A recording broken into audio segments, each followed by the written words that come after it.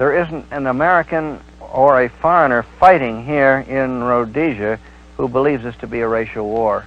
In fact, the Rhodesian armed forces are at least 2/3 black, and it is the blacks that are most in fear of the communist element of the so-called Patriotic Front, which is out to stamp out a whole culture which has been developed here. It is a war of ideologies, the ideologies being Marxist, communist.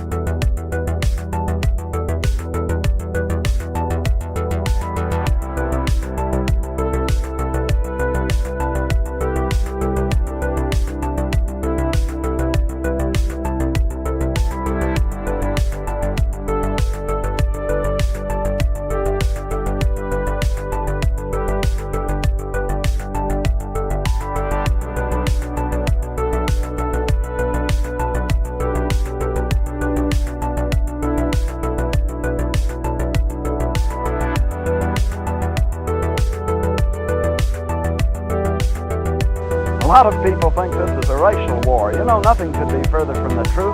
This isn't a case of black against white. It's a case of black and white together against communism. And as you travel around Rhodesia, you see the land scarred by the brutal killing, maiming, and the destruction of even families by these terrorists.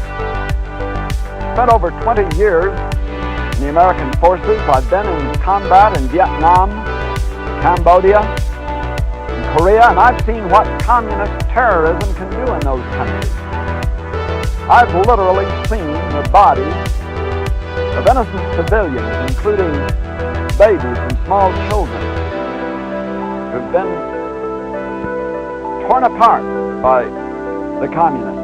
I was shocked to hear about little Natasha Kinney being bayoneted to death by Marxist terrorists here in Rhodesia. And so something I've seen quite frequently here and nowhere else, and that is the deliberate bayoneting of pregnant women, killing, of course, the child within them and the woman herself.